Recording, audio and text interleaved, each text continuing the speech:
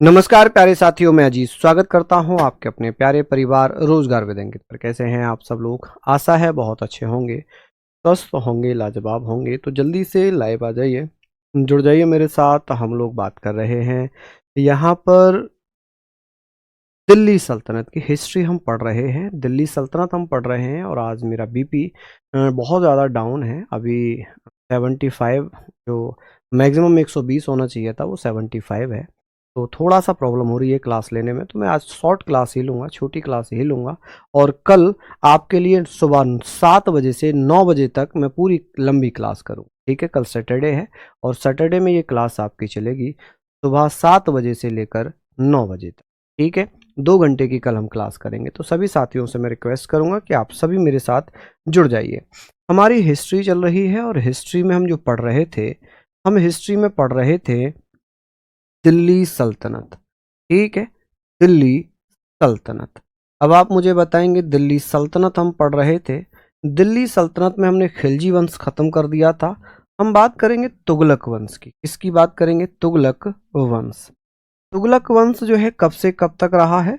एक बार आप मुझे बताइए कि सर तुगलक वंश कब से कब तक रहा है। तो आप बता देंगे सर तुगलक वंश जो है ये कब से कब तक रहा था। तो 1320 से लेकर 1414 तक तुगलक वंश रहा है। क्या ये आप लोग ध्यान रखेंगे? बताइए जल्दी से। यहाँ पर हम लोग सारी चीज़ों को पढ़ लेंगे। अब बात ये आती है कि सर तुगलक वंश की बात चल रही थी। किसकी? तुगलक वंश की बात चल रही थी। हम यहाँ पर बात करेंगे कि तुगलक वंश का जो शासन है वो 1320 से लेकर 1414 तक है। सबसे लंबा शासनकाल किसका रहा है? तुगलकों का रहा है। आपसे पूछा जाएगा कि सर सबसे लंबा शासनकाल किसका रहा? आप कहेंगे सबसे लंबा शासनकाल, सबसे लंबा शासनकाल किसका रहा है? आप कहेंगे सर सबसे लंबा शासन काल, तो आप कहेंगे तुगलकों का। और सबसे कम शासनकाल किसका था? खिलजियों का था। किसका? खिलजियों का। अब तुगलक वंश का संस्थापक कौन था? गयासुद्दीन तुगलक। गयासुद्दीन तुगलक ने मात्र 5 वर्ष शासन किया, 1320 से लेकर 1325 तक। 1320 से 1325 तक शासन किया। इसका वास्तविक नाम था मलिक गाजी। मलिक गाजी, मलिक गाजी जो है ये एक उपाधि धारण करता है मलिक की। इसे मलिक गाजी या गाजी मलिक क्यों कहा गया? इसे गाजी मलिक क्यों कहा गया? तो आप कहेंगे सर इसका रियल नाम था गाजी मलिक। इसने एक उपाधि धारण की थी मलिक, मलिक उल गाजी की। मलिक उल गाजी की उपाधि क्यों धारण करता है? क्योंकि गयासुद्दीन तुगलक ने 29 बार मंगोलों के आक्रमणों को विफल किया था। ऐसे पूछा जा सकता है कि कौन दिल्ली सल्तनत का शासक था जिसके समय में 29 मंगोल आक्रमण हुए और असफल रहे। तो आप कहेंगे मंगोलों ने 29 बार आक्रमण किया था गयासुद्दीन तुगलक के समय में। गयासुद्दीन तुगलक जो गाजी मलिक के नाम से जाना जाता था, गाजी मलिक ने ही तुगलक वंश की नींव रखी थी। किसकी? तुगलक वंश की नींव रखी थी। अब गाजी मलिक जब गद्दी पर बैठा तो उसने अपने नाम गयासुद्दीन तुगलक कर लिया और इसने एक उपाधि धारण की जिसे मलिक उल गाजी के नाम से जाना गया।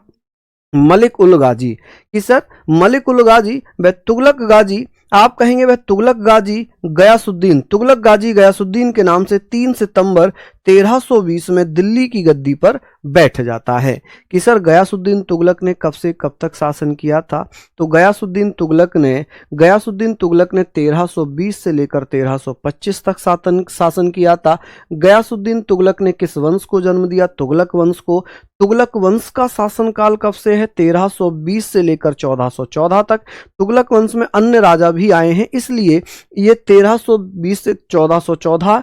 अगर केवल गयासुद्दीन तुगलक का पूछा जाए तो 1320 से लेकर 1325 तक। वास्तविक नाम क्या है गयासुद्दीन तुगलक का? आप कहेंगे गाजी मलिक। गाजी मलिक ने 29 बार मंगोलों के आक्रमणों को असफल कर दिया। ठीक है, यानी कि मंगोलों को पराजित किया। कौन दिल्ली सल्तनत का शासक था जिसने 29 बार मंगोलों को पराजित किया था? वो था भैया गयासुद्दीन तुगलक। इसीलिए इसे मलिक उल गाजी की उपाधि के नाम से जाना गया, प्रसिद्ध है। इसका नाम प्रसिद्ध है मलिक उल गाजी। क्या हो जाएगा? मलिक उल गाजी। ठीक है, मैं आज पूरे दिल्ली सल्तनत की पीडीएफ आपको डलवा दूंगा। हालांकि मैं छोटी ही क्लास लूंगा क्योंकि थोड़ी सी प्रॉब्लम हो रही है। जब बीपी लो होता है तो दिक्कत होती है शरीर में, है ना, कंपन होता है, पैरों में भी कंपन होने लग जाता है, हाथों में पसीने से आने लगते हैं। ठीक है, तो यहाँ पर हम बात करेंगे सर, वह तुगलक गाजी गयासुद्दीन के नाम से 3 सितंबर 1320 में दिल्ली के सिंहासन पर बैठा।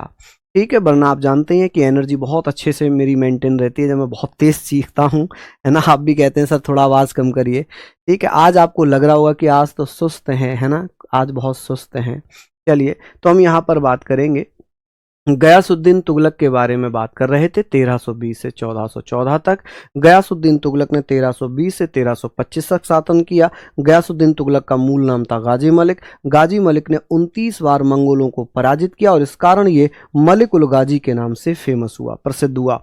गयासुद्दीन तुगलक तुगलक गाजी गयासुद्दीन के नाम से 3 सितंबर 1320 में दिल्ली की गद्दी पर बैठा। अब बात आती है कि सर इसने आर्थिक क्या क्या सुधार किए थे। गयासुद्दीन तुगलक ने आप कहेंगे उसने लगान के रूप में उपज का 1/10 या 1/12 हिस्सा लिया। गयासुद्दीन तुगलक ने जो उत्पादन था, जो प्रोडक्शन था, जैसे कृषि है, कृषि में अगर 10 किलो गेहूं हुए तो 10 किलो का 1/10वां हिस्सा, यानी कि आप कह सकते हैं कि 1 किलो अगर 10 kg भाग 10 किलो गेहूं हुए तो 1 किलो गेहूं किसने लिए हैं? सुल्तान ने। ठीक है जी, तो 1/10वां या 1/12वां हिस्सा लिया। वहीं गयासुद्दीन ने अलाउद्दीन के समय लिए गए अमीरों की भूमि को वापस लौटा दिया। गयासुद्दीन यहां पर थोड़ा सा दयालु दिखाया है। दयालु बोले तो ऐसे, क्योंकि गयासुद्दीन तुगलक ने अमीर जो सरदार हुआ करते थे अलाउद्दीन खिलजी के शासनकाल में, उस समय अलाउद्दीन खिलजी ने उनकी जमीनों को हड़प लिया था। लेकिन जब गयासुद्दीन तुगलक गद्दी पर बैठा तो उसने उन अमीरों की उन जमीनों को वापस कर दिया जिसे खिलजी के द्वारा हड़पा गया था। तो यहाँ पर हमने पढ़ा गयासुद्दीन ने अलाउद्दीन के समय लिए गए अमीरों की भूमि को पुनः लौटा दिया। ठीक है, गयासुद्दीन नहरों का निर्माण करने वाला पहला सुल्तान था। दिल्ली सल्तनत का पहला सुल्तान कौन था जिसने नहरों का निर्माण करवाया? गयासुद्दीन, जिसे इंग्लिश में घियासुद्दीन कहते हैं। Ghiyasuddin was first sultan to build canals, कि सर इसीलिए गयासुद्दीन को नहरों का जन्मदाता कहते हैं, फादर ऑफ कैनल्स। आप कहेंगे सर फादर ऑफ कैनल्स किसे कहा जाता है? गयासुद्दीन तुगलक को। किसे कहते हैं? आप कहेंगे सर गयासुद्दीन तुगलक को कहते हैं, कि गयासुद्दीन तुगलक नहरों का निर्माण कराने वाला प्रथम सुल्तान था। गयासुद्दीन तुगलक की डाक व्यवस्था सर्वश्रेष्ठ थी। आप कहेंगे सर डाक व्यवस्था सर्वश्रेष्ठ थी, कि sir postal system of Ghiyasuddin Tughlaq was best. आप कहेंगे सर गयासुद्दीन तुगलक की जो डाक व्यवस्था थी वो अच्छी थी, यानी कि सर्वश्रेष्ठ मानी गई। दिल्ली सल्तनत में 2 काम बहुत महत्वपूर्ण किए हैं इसने, एक तो डाक व्यवस्था, पोस्टल सिस्टम, ठीक है, और एक इसने नहरों का निर्माण करवाया। ये वही नहरों का निर्माण करा रहा है ताकि खेतों को सिंचाई कराई जा सके, खेतों में इरिगेशन कराई जा सके, पानी लगाए जा सके। तो आर्थिक सुधारों में सबसे महत्वपूर्ण जो माने गए थे वो भैया आप कहेंगे नहरों का निर्माण करवाना, डाक व्यवस्था लागू करना, और भैया अमीरों की भूमियों को पुनः उन्हें लौटा देना, और उपज का 1/10वां हिस्सा लेना। 1/10वां हिस्सा या 1/12वां हिस्सा गयासुद्दीन ने अलाउद्दीन के समय लिए गए अमीरों की भूमि को लौटा दिया। गयासुद्दीन नहरों का निर्माण करने वाला प्रथम सुल्तान था। गयासुद्दीन तुगलक की डाक व्यवस्था सर्वश्रेष्ठ थी। ठीक है जी, यहां पर हमने इसको पढ़ लिया। कोई दिक्कत वाली बात आप मुझे बताइए। चलिए, हम बात करेंगे सर यहाँ पर निर्माण की। हम बात कर रहे हैं निर्माण। गयासुद्दीन तुगलक ने दिल्ली में एक तुगलकाबाद नामक नया नगर की स्थापना की, और ऐसा कहा जाता है कि सर यहाँ पर आप मुझे बताइए कि सर तुगलकाबाद नामक नगर दिल्ली में किसने बसाया था? तो गयासुद्दीन तुगलक ने। तुगलकाबाद नगर की स्थापना किसने की थी दिल्ली में? आप कहेंगे सर गयासुद्दीन तुगलक ने। किसने? गयासुद्दीन तुगलक ने। वहीं अगर बात होगी मृत्यु, तो 1325 में गयासुद्दीन तुगलक की मृत्यु हो गई। कहानी सुनाता हूं मैं, कहानी सुनिए। कहानी ये है कि गयासुद्दीन तुगलक जब बुरहानपुर से लौट रहा था, या ये कहते हैं कि सर वो वापस आ रहा था तुगलकाबाद की अगर बात करें कि सर यहाँ पर अफगानपुर एक गांव पड़ता है दिल्ली के पास। कौन सा? अफगानपुर में एक लकड़ी का महल उसके बेटे जूना खां या जौना खां, जो कि मोहम्मद बिन तुगलक के नाम से राजा बनेगा, निर्देश पर अहमद अयाज ने बनवाया था। जो वास्तुकार था वो अहमद अयाज था, और जूना खां जो कि गयासुद्दीन तुगलक का बेटा था। जूना या जौना एक ही नाम है। तो इसने एक महल बनवाया लकड़ियों का। अब ऐसा हुआ, निजामुद्दीन औलिया ने यह भविष्यवाणी कर दी कि मोहम्मद बिन तुगलक जो जौना खां है, जौना खां गयासुद्दीन तुगलक का उत्तराधिकारी होगा, अब ये राजा बनेगा। ये निजामुद्दीन औलिया जो सूफी संत थे उन्होंने घोषणा कर दी। निजामुद्दीन औलिया की घोषणा के बारे में जानकारी गयासुद्दीन को पता चली, बंगाल में था। जब इसके पास ये सूचना पहुंची कि भाई निजामुद्दीन औलिया कोई सूफी संत है और वो ये घोषणा कर रहे हैं कि अब दिल्ली सल्तनत में जो सुल्तान बनेगा वो सुल्तान जौना खां होगा, जूना खां होगा। गयासुद्दीन तुगलक भड़क जाता और कहता है कि मेरे खिलाफ मेरे बेटे को भड़काया जा रहा है, जूना खां को भड़काया जा रहा है। गयासुद्दीन तुगलक ने धमकी भेजी और कहा कि मैं आपका सर्वनाश कर दूंगा। जब धमकी दे दी तो सूफी संत थे, आध्यात्मिक शक्तियां थी उनमें। निजामुद्दीन औलिया ने कहा कि हुनूज दिल्ली दूरस्तो, बादशाह दिल्ली अभी दूर है। और ऐसा ही हुआ। जूना खां ने जिस लकड़ी के महल का निर्माण अफगानपुर में, दिल्ली के निकट अफगानपुर में करवाया था, वहां पर जैसे ही गयासुद्दीन तुगलक आता है, जैसे ही एंट्री करता है, वो लकड़ियों का महल गिर गया, जिसमें गयासुद्दीन तुगलक की दबकर मृत्यु हो गई। तो भैया आप कहेंगे सर 1325 में तुगलकाबाद से 8 किलोमीटर की दूरी पर अफगानपुर में एक लकड़ी के महल, जिसको जूना खां जो कि उसका बेटा था, निर्देश पर अहमद अयाज ने लकड़ियों से बनवाया था, ठीक है, मैं सुल्तान दबकर 1325 में उसकी मृत्यु हो गई। सुल्तान यहां पर मारा गया। ठीक है, क्या होता है? मारा जाता है। अब ये बताइए कि सर यहां पर एक बहुत अच्छा बनेगा कि सर किसने भविष्यवाणी की थी? तो आप कहेंगे दिल्ली दूरस्तो। ये किसने कहा था? दिल्ली दूरस्तो। आप कहेंगे दूरस्तो। ठीक है, दिल्ली दूरस्तो।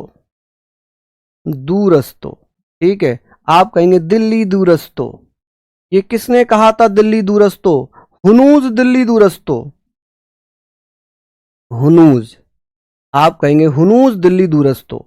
ये अभी दिल्ली दूर है, ये कहा था निजामुद्दीन औलिया ने। किसने? निजामुद्दीन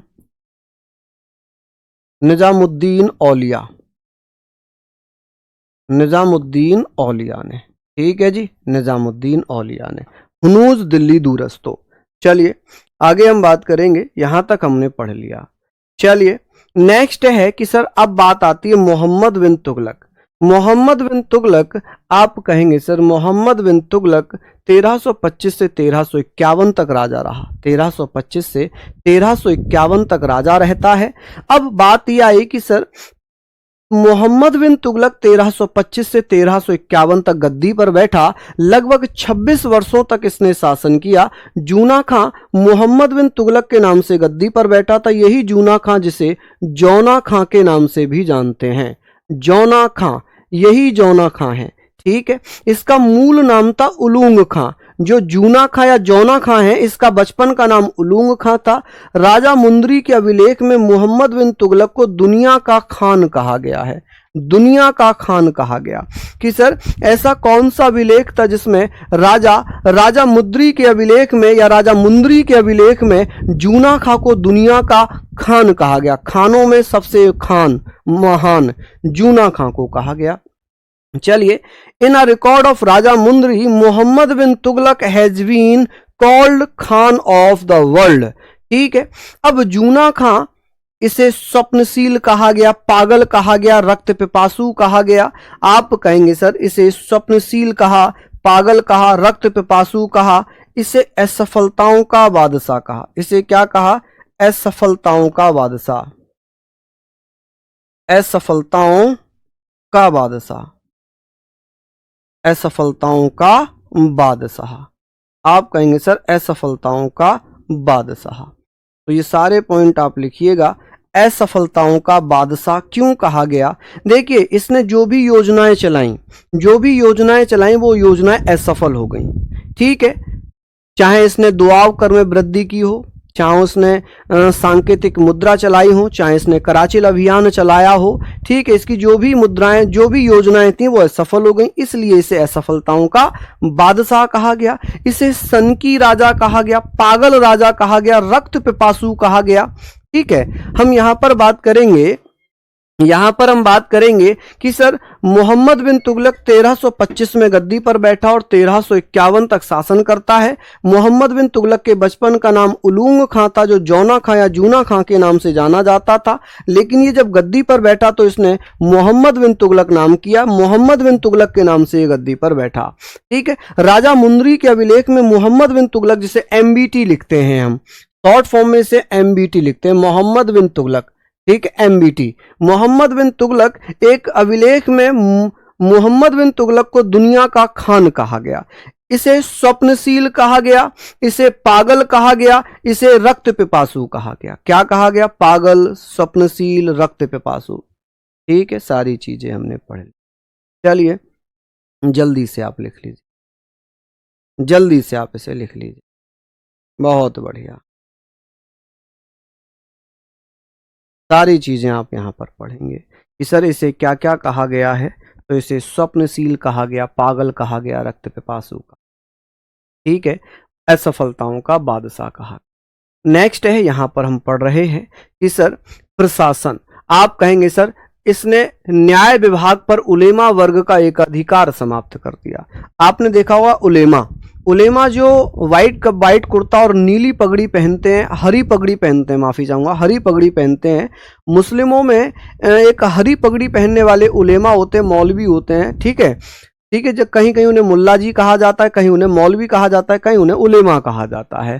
तो न्याय विभाग पर पहले उलेमाओं का अधिकार था कि जो न्याय वगैरह करते थे वो उलेमा करते थे। कौन? उलेमा। लेकिन जब मोहम्मद बिन तुगलक गद्दी पर बैठा तो उसने कहा भाई उलेमा तो पक्षपात कर रहे हैं, ये तो न्याय कर ही नहीं रहे। तो मोहम्मद बिन तुगलक ने उलेमाओं के अधिकारों को समाप्त कर दिया कि न्याय अब उलेमा नहीं करेंगे, न्याय सिर्फ राजा करेगा, न्याय सिर्फ बादशाह करेगा, सुल्तान करेगा। तो आप कहेंगे he ended the monopoly of the ulema classes on the department of justice. कि भैया यहां पर हम बात करेंगे कि न्याय विभाग पर जो उलेमाओं का एक अधिकार था, मोनोपोली थी, उसको खत्म कर दिया। क्या कर दिया जी? खत्म कर दिया। सर्वप्रथम मोहम्मद बिन तुगलक ने ही बिना भेदभाव के योग्यता के आधार पर अधिकारियों की नियुक्ति करने की नीति अपनाई। बहुत अच्छा क्वेश्चन है कि दिल्ली सल्तनत में ऐसा कौन सा राजा था जिसने योग्यता के आधार पर नियुक्तियां करना प्रारंभ किया था, जिसने योग्यता के आधार पर नियुक्तियां करना प्रारंभ किया था? वो था मोहम्मद बिन तुगलक। अब इसकी कुछ योजनाएं हैं, कुछ योजनाएं। आप कहेंगे सर इसकी योजनाएं कौन कौन सी थी, इसकी प्लानिंग क्या क्या थी? आप जल्दी से बताइए कि मोहम्मद बिन तुगलक ने कृषि के विकास के लिए अमीर कोही नामक एक नवीन विभाग की स्थापना कर दी। कि सर मोहम्मद बिन तुगलक ने कृषि के विकास के लिए अमीर कोही नामक एक विभाग की स्थापना कर दी। किसकी? एक विभाग की स्थापना कर दी। चलिए दोआब क्षेत्र में वृद्धि की बात कर रहे हैं कि सर दोआब क्षेत्र में वृद्धि कैसे होगी? क्योंकि मोहम्मद बिन तुगलक ने कृषि में डेवलपमेंट के लिए, एग्रीकल्चर में डेवलपमेंट के लिए, फसलों के उत्पादन के लिए एक विभाग बनाया था जिसे अमीर ए कोही कहा गया। क्या कहा गया? अमीर ए कोही कहा गया। अमीर ए कोही इसलिए बनाया गया था ताकि कृषि में डेवलपमेंट हो, लेकिन इसका दुर्भाग्य देखिए इसी समय अकाल पड़ गया, सूखा पड़ गया, जिसके कारण फसलें बर्बाद हो गई। जब बर्बाद हो गई तब भी मोहम्मद बिन तुगलक के अधिकारियों ने जबरन लोगों से कर वसूल किया, टैक्स वसूल किया। तो जब टैक्स वसूल किया जाएगा तो भैया लोगों ने विद्रोह कर दिया, जनता ने विद्रोह कर दिया। इसका मतलब यह हुआ कि दोआब क्षेत्र में कर वृद्धि की योजना असफल हो गई। क्या हो गई? यह योजना असफल हो गई। लिखने के चक्कर में मत पड़ना, मैं आपको लिखने के लिए पूरी पीडीएफ दे दूंगा। ये शायद 26-27 पेज की पीडीएफ है, पूरा दिल्ली सल्तनत इसमें है, आप उसको लिख लेना, ठीक है।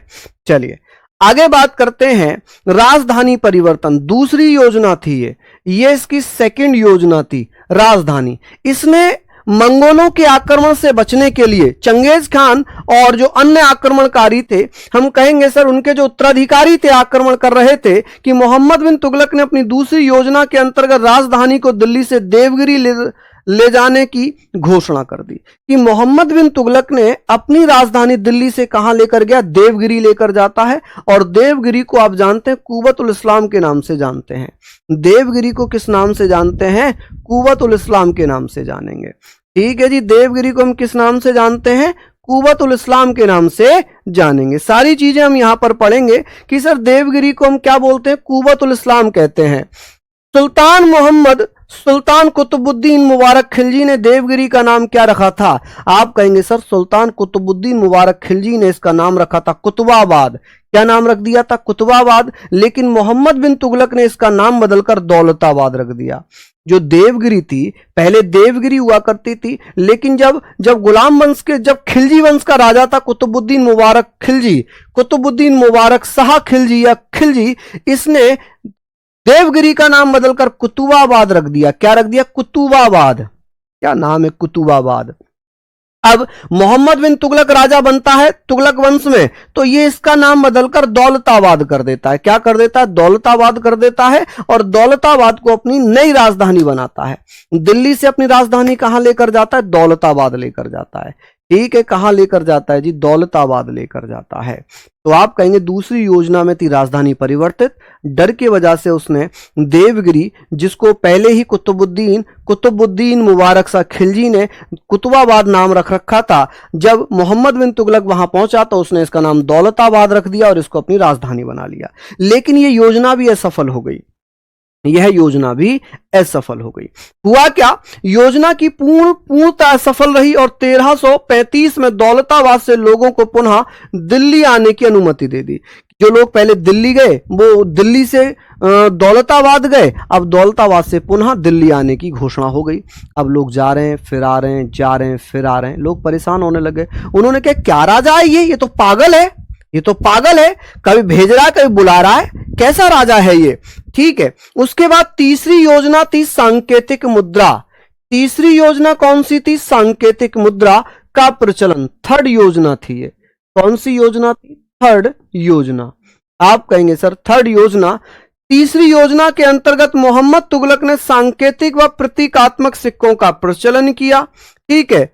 क्या किया, तीसरी योजना के अंतर्गत मोहम्मद बिन तुगलक ने सांकेतिक मुद्रा व प्रतीकात्मक मुद्रा चलाई और सिक्कों से संबंधित विधि का जो उपयोग था यानी कि ये कहां बनाए जाते थे, तो इसके कारण एडवर्ड टॉमस ने इसे धनवानों का राजकुमार कहा। कि सर किस दिल्ली सल्तनत शासक को धनवानों का राजकुमार कहा जाता है, आप कहेंगे सर मोहम्मद बिन तुगलक को। किसे, मोहम्मद बिन तुगलक को किसने कहा था, एडवर्ड टॉमस ने। एडवर्ड टॉमस ने इसे धनवानों का राजकुमार कहा। एडवर्ड थॉमस लिखा हुआ, यहां टॉमस लिखा हुआ है, एक ही नाम होता है इंग्लिश में थॉमस, हिंदी में टॉमस। इसने क्या किया, मोहम्मद बिन तुगलक को सिक्के संबंधित जो भी विधियां इसने प्रयोग की थी कि भाई सांकेतिक मुद्रा चलेगी, अब लोग नकली मुद्रा जमा करने लग गए, टैक्स भी नकली मुद्राओं में आने लगा, इस कारण इसकी यह योजना भी असफल हो गई, ठीक है। यह योजना भी असफल हो गई और एडवर्ड टॉमस ने मोहम्मद बिन तुगलक को धनवानों का राजकुमार कहा। आगे बात आती है कि सर उसने सिक्कों के चलन की जो प्रेरणा थी, कि सांकेतिक मुद्रा चलाने की जो प्रेरणा थी, इंस्पिरेशन थी, कहां से ली थी, आप कहेंगे सर चीन के शासक थे कुबलई खां और ईरान के राजा थे गजन खां। तो मोहम्मद बिन तुगलक ने क्या किया था, मोहम्मद बिन तुगलक ने, हमने पढ़ लिया कि सर चीन के राजा कुबलई खां और ईरान के राजा गजन खां से सांकेतिक सिक्के चलाने की प्रेरणा ली थी। उसने सांकेतिक मुद्रा के अंतर्गत पीतल, तांबा, धातुओं के सिक्के चलाए जिनका मूल्य चांदी के रुपए टका के बराबर था। बताइए, पीतल और तांबे की धातुओं के जो सिक्के थे वो चांदी के मूल्यों के बराबर थे, इसलिए भैया इसमें नकली मुद्रा आने लग गई। नकली मुद्रा आने लग गई, ये योजना भी असफल हो गई। इस कारण मोहम्मद बिन तुगलक को असफलताओं का बादशाह कहा गया। इसकी हर योजना असफल हो रही है। सबसे ज्यादा पढ़ा लिखा, सबसे ज्यादा विद्वान व्यक्ति था मोहम्मद बिन तुगलक। दिल्ली सल्तनत में सबसे ज्यादा पढ़ा लिखा शासक अगर कोई था दिल्ली सल्तनत का पांचों राजवंश में, तो वो मोहम्मद बिन तुगलक था। अब बात आती है खुरासान अभियान। देखिए, खुरासान को जीतने के लिए मोहम्मद बिन तुगलक ने 3,70,000 सैनिकों को, 3 लाख, आप कहेंगे सर 3,70,000 सैनिकों को क्या दिया? एडवांस में वेतन दे दिया। 3,70,000 सैनिकों को 3,70,000 सैनिकों को एडवांस में वेतन दे दिया। लेकिन खुरासान और मोहम्मद बिन तुगलक के मध्य आपस में संधि हो गई। अब एडवांस वेतन चला गया, कितना? 3,70,000 सैनिकों का वेतन पहले ही दे दिया गया। ठीक है, लड़ाई हुई नहीं। जब लड़ाई नहीं हुई तो जो लूट में वहां से माल मिलता, जो वहां से राजस्व मिलता, वो मिला नहीं। इससे मोहम्मद बिन तुगलक को आर्थिक हानि उठानी पड़ी। इसका राजकोष खाली हो गया, यानी कि यह योजना भी असफल हो गई। कराचिल अभियान भी इसका असफल हुआ। अब खुरासान अभियान है ये। अब कराचिल अभियान भी आएगा कि सर कराचिल अभियान क्या था? कि मोहम्मद बिन तुगलक ने पहाड़ी राज्यों को जीतने के लिए अपनी एक विशाल सेना को उन राज्यों को जीतने के लिए भेज दिया कि भाई जो पहाड़ी राज्य, इन पे कब्जा कर लो, हमारा तो राजस्व खत्म हो चुका, चलो एक काम करो, पहाड़ी राज्यों को जीत लो। लेकिन उनकी सेना जंगलों में भटक गई, विशाल सेना गायब हो गई। किसी ने कहा जंगली जानवरों ने खा ली, किसी ने कहा कि वो भाग गए, किसी ने कहा कि उन्होंने कुछ किया ही नहीं। ठीक है, मात्र गिने चुने 3-4 अधिकारी वापस लौटे। ठीक है, ये आप लोग प्लीज लिखिएगा। यहां पर कराचिल अभियान, आप कहेंगे कराचिल अभियान के अंतर्गत सुल्तान ने खुसरो मलिक के नेतृत्व में, खुसरो मलिक जो उसका सेनापति था, मोहम्मद बिन तुगलक का सेनापति कौन था? खुसरो मलिक। इसके नेतृत्व में एक विशाल सेना पहाड़ी राज्यों को जीतने के लिए भेजी। सेना पूरी तरह जंगल में भटक गई, केवल 3 अधिकारी ही बचकर वापस आए, तो इसकी ये योजना भी असफल हो गई। इसी अपनी महत्वाकांक्षी असफलताओं योजनाओं के कारण मोहम्मद बिन तुगलक को असफलताओं का बादशाह कहा गया। क्या कहा गया जी? असफलताओं का बादशाह कहा गया। ठीक है जी, चलिए, तो ये आप लोग लिखिए। हालांकि इससे आगे जो है ये भी आप लोग लिख लीजिएगा। मैं अभी इतनी ही क्लास आपकी करा पा रहा हूं, है ना, इतनी ही क्लास मैं आपको करा पा रहा हूं। आप लोग इसको आगे कंटिन्यू करिएगा। आगे प्लीज़ रिक्वेस्ट है, इसको कंटिन्यू करिएगा। मैं कल सुबह 7 बजे लगाऊं, 7:30 बजे लगाऊं। थोड़ा सुबह में जल्दी है, लेकिन मजबूरी यह है कि फिर आपकी 9 बजे मैथ की क्लास स्टार्ट हो जाती है। तो कल सुबह में मैं ये क्लास लगा लेता हूँ। ठीक है, तो आशा है आप लोग ज़रूर पढ़ेंगे। सुबह 7:30 बजे लगा लेते हैं ना, 7:30 बजे इसको कर लेते हैं, कोई दिक्कत तो नहीं होगी। चलिए, तो बहुत बहुत धन्यवाद। नमस्कार, जय हिंद, जय भारत।